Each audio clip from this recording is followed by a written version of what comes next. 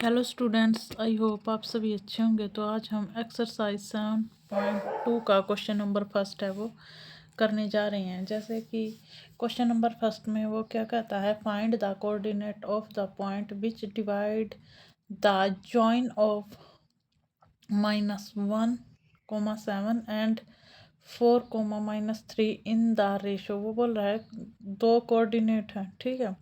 जो लाइन को मतलब कोई लाइन है उसको 2:3 में डिवाइड करते हैं। जैसे यहाँ मान लेते हैं हम EX 7.2 क्वेश्चन फर्स्ट। तो यहाँ से देखो वो बोल रहा है कि कोई यहाँ पे कोई P पॉइंट है, यहाँ पे कोई Q पॉइंट है, ठीक है। उन्होंने नाम नहीं दिया, आप यहाँ पे 1A और B भी ले सकते हैं, ठीक है। इसमें डिवाइड करता है, ठीक है। यहाँ पे कोई पॉइंट है वो उसको किस में डिवाइड करता है, 2:3 में, कि ये पार्ट 2 है और ये पार्ट क्या है, 3 है। तो हमें जो इंट्रोडक्शन वीडियो थी उसमें हमने एक सेक्शन फॉर्मूला किया था कि हम कैसे सेक्शन फॉर्मूले से वो पॉइंट है वो फाइंड आउट कर सकते हैं, ठीक है। मतलब जो ये रेशो इसको डिवाइड कर रही है वो किस पॉइंट पे डिवाइड कर रही है ये हमें बताना है। उस पॉइंट के कोऑर्डिनेट हमें फाइंड आउट करने हैं। तो ये हम मान लेते हैं कि ये कोई पॉइंट है ए, ठीक है। इसके कोऑर्डिनेट है एक्स और वाई, ठीक है। तो हमने देखो सेक्शन फॉर्मूला किया था, x is equal to m1x2 plus m2x1 by m1 plus m2, ठीक है। अब देखो ये x1 है, ये y1 है, ये x2 y2, ये m1 रेशो m2, ठीक है। तो यहाँ से देखो हम x के कोऑर्डिनेट फाइंड आउट करेंगे। सबसे पहले m1 क्या है 2 और x2 है 4, तो 2 × 4 प्लस m2 क्या है 3 और x1 क्या है -1, तो नीचे क्या आ गया 2 + 3। तो यहाँ से क्या आया 8 - 3/5, क्योंकि 2 4 जा 8 और 3 के -1 से की तो ये, तो 5/5। अगर हम इसको कट करेंगे तो 5 1 जा 5, तो यहाँ से आ गया 1। ऐसे ही हम y के कोऑर्डिनेट फाइंड आउट करेंगे। y क्या है m1 y2 plus m2 y1 upon m1 plus m2। तो m1 क्या है 2 और y2 क्या है -3 प्लस फिर m2 क्या है 3 और y1 क्या है 7 अपॉन में 2 + 3, क्योंकि m1 प्लस m2 डालना है यहाँ पे। तो यहाँ से देखो 2 की 3 से की 6 और किस चीज़ का यहाँ प्लस है यहाँ माइनस है, तो माइनस प्लस 27/5। यहाँ से आ गया 15/5, 5 1 जा 5, 5 3 जा 15। तो यहाँ से अपनी y की वैल्यू क्या आ गई 3। तो जो a था उसके कोऑर्डिनेट अपने क्या आए हैं 1 और 3। आई होप आप सभी को समझ में आया होगा। तो नेक्स्ट क्वेश्चन देखिए।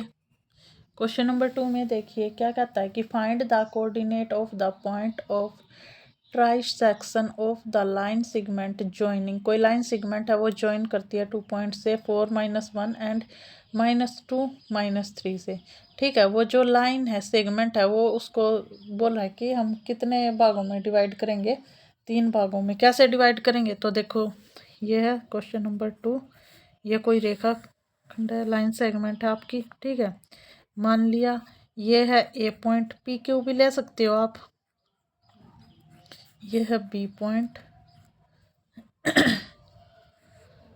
बी पॉइंट है -2 और -3। वो बोल रहा है कि वो इस रेखाखंड को 3 पार्टों में डिवाइड करता है। तो देखो 1 पार्ट, यहाँ पे कर लिया मैंने 2 पार्ट और 3 पार्ट।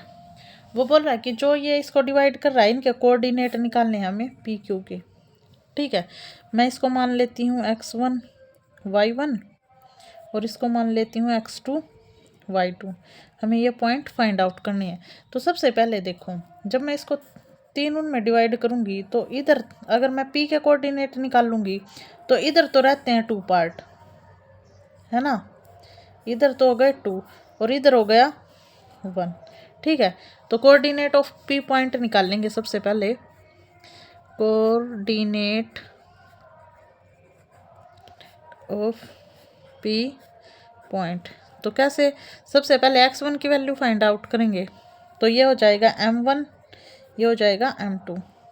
तो x1 की वैल्यू कैसे निकालते हैं बताई थी हमने। m1 ये x1 y1 हो जाएगा। सॉरी भाई, देखो इनको x1 डैश और y1 डैश मान लो, इसको x2 डैश और y2 डैश मान लो, क्योंकि अगर हम इनको x1 y1 मान लेंगे और इसको x2 y2 तो ये इसमें मिक्स हो जाएंगे।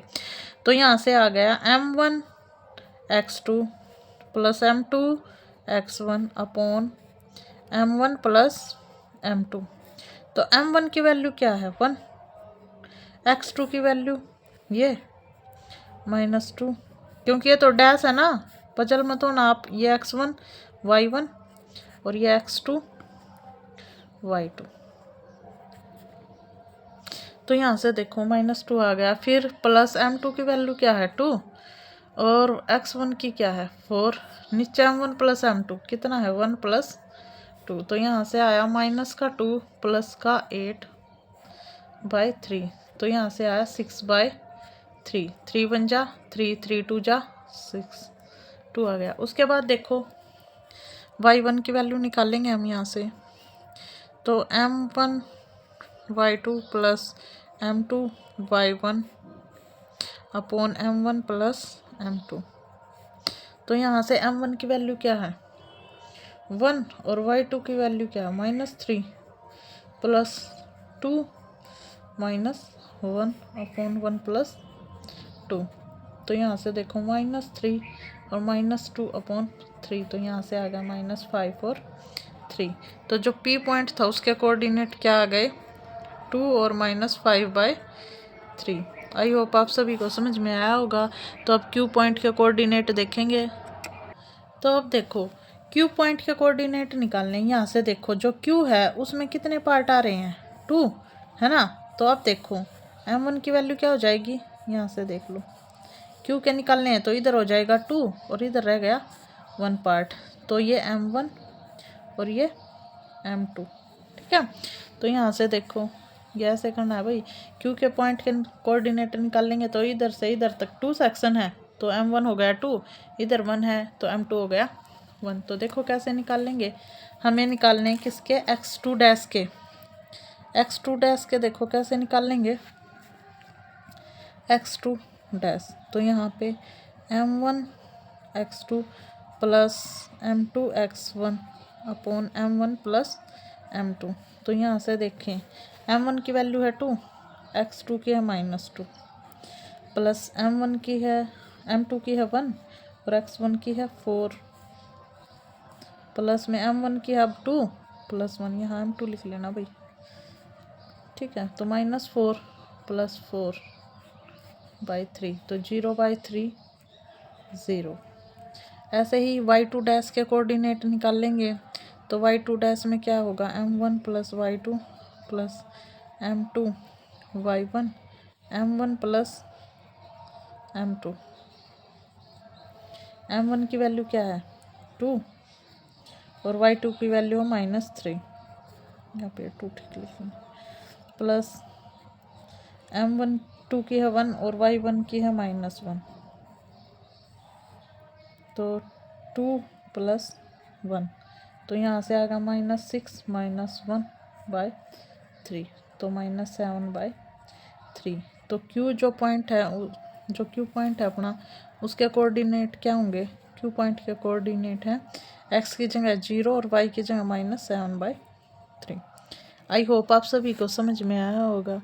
यदि आप सभी चैनल पे नए हैं तो सबसे पहले चैनल को सब्सक्राइब करें, लाइक और कमेंट करना ना भूलें। Thank you.